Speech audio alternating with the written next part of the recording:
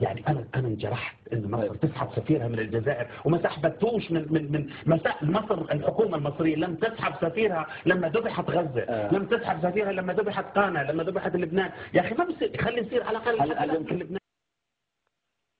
ايران كميه التهزيء وقله الادب اللي ايران عملتها الايام اللي فاتت دي في مصر والمصريين، وفي الاخر في الاداره المصريه لا تعد ولا تحصى. فجأة قرر الإيرانيين إن مصر دي أسوأ بلد في العالم، وقرروا إن إحنا أكبر بلد في العالم، وقرروا إن إحنا أفسد بلد في العالم، وقرروا إن إحنا اللي بنساعد إسرائيل على حصار غزة. النهارده هنضحي بكل ده ومصر تقوم بدور سجان غزة نيابة عن إسرائيل؟ نقفل الحدود، مش ننظم الحركة على الحدود؟ لا ده دور مصر ولا شخصية مصر ولا تاريخ مصر، ولا هو دور أخلاقي ولا قانوني ولا طبيعي أبدا. الأمن القومي في خطر بسبب حماس ولا بسبب اتفاقية كامب ديفيد اللي نزع سلاح سيناء؟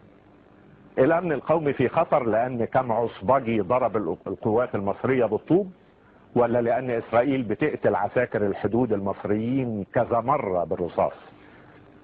والسيادة دي انتهكت لأنه الفلسطينيين دخلوا بيوتنا من غير تأشيرة دخول تثبت ان احنا عندنا سيادة.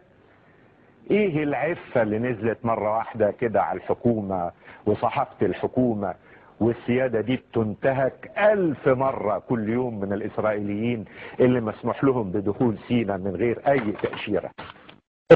أنا أود أن أقول لكم بصراحة، نحن لم نخاصم ولم نعادي من تواطأ علينا من العرب في حرب تموز، ومن اتهمنا وأساء إلينا وشرك في دمائنا، ولكننا سنخاصم ونعادي من يتواطأ على غزة وأهلنا. سنخاصم ونعادي من يتواطأ على غزة وعلى أهلها وعلى مقاومتها وعلى من يشرك في دمائها ويسد عليها أبواب الحياة والخلاص.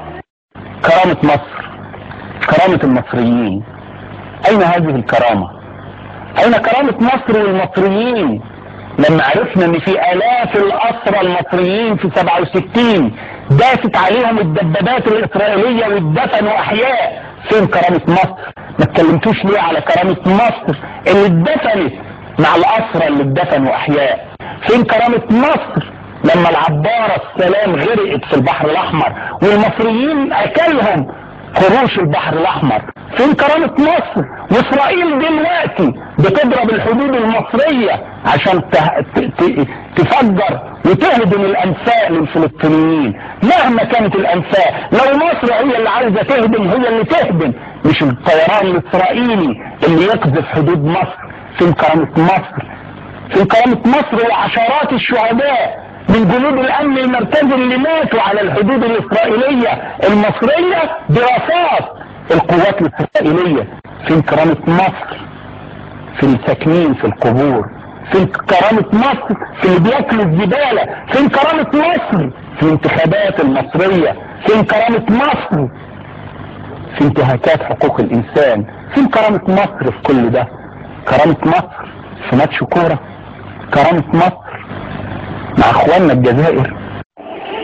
لقد أبلغني بعض الإخوة بالأمس أن مجموعة من المحامين المصريين من أزلام النظام قد رفعوا دعوى علي شخصيا إلى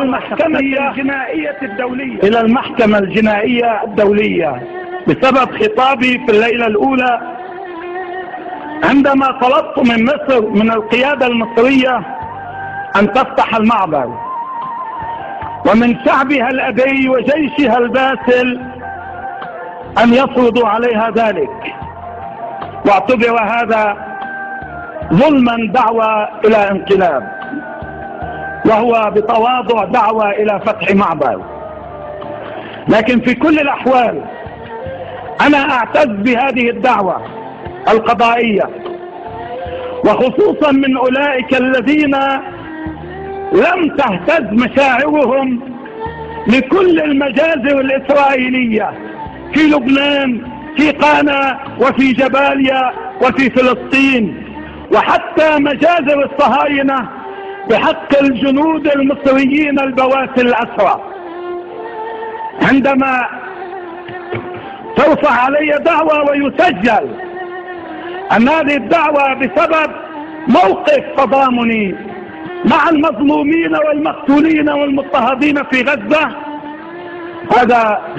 هذه مسألة أفتخر بها في الدنيا وأعتز بها في الآخرة بين يدي الله سبحانه وتعالى. أنا بتكلم على المجرم الخائن اللي عد معايا قافل معبر رفح ومش عايز يفتحه. معلش خلق ده انا مسؤول عنه. انا مسؤول عنه الكلام ده حبيبي، انا مسؤول عنه. انا مسؤول عنه. واحد قافل معبر رفح مش عايز يفتحه، ما لازم نتكلم يا اخي بوضوح شويه، خلينا نتكلم بصراحه يعني.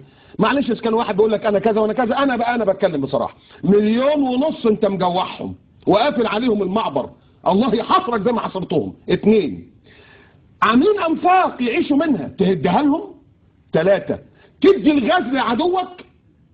الغاز لعدوك وتخسرنا 100 مليون دولار كل يوم. 4 حكمت المحكمة بالبطلان، تعترض على حكم المحكمة، يعني عايز تقول لا انا عايز ادي برضه للاعداء. 5 تطلع قوافل عشان تنصر اخوانك، تمسكهم وتقبض عليهم وتحطهم في السجن. 6 تيجي وزيرة المجرمة في بلدك وتعلن الحرب من بلدك، ووزير خارجيتك واقف جنبها ما عملش حاجة، عمل ويضحك ويعمل كده. دي مش خيانة؟ دي خيانة ولا مش خيانة؟ دي خيانة، اقسم بالله العظيم هؤلاء خائنون. دي خيانة، لانهم لما حلفوا على احترام الدستور وحلفوا على انهم يبقوا متحكمون فينا وليسوا حكام، ما حلفوش على كده. فحسبنا الله ونعم الوكيل فيهم كلهم، ربنا هيحاصرهم في الدنيا قبل الاخرة. والناس اللي بتموت دي ذنبها في رقبتهم، والله العظيم ذنبها في رقبتهم. ليه؟ يقدر والا ابعد. الله انت مش قدها، ما تبعد يا اخي، احنا عايزين نروح. افتح الطريق، قول تعالوا لو انتوا رجاله يلا خش اهو ويخلصوا مننا، بدل ما كل شويه عمالين يعتقلونا وعمالين يودونا في دقه. فاهمني ازاي؟ يبقى اذا دول خونه، لازم يتقال كده، دول خونه، خانوا القضيه، خانوا الشعب، خانوا اخوانهم. يا راجل دول بيقعدوا يبوسوا فيهم ويحضنوا فيهم وتشوفهم زي ما يكونوا حبايب مش اعداء. بس انا عايز اقول لك ان في ناس في الاسوشيتد بريس هنا ساعة الماتش يا تامر ولا واحد عربي بيشجع مصر. بس انا عايز اقول لك ان في ناس في الاسوشيتد بريس هنا ساعة الماتش يا تامر ولا واحد عربي بيشجع مصر، ولا واحد عربي بيشجع مصر.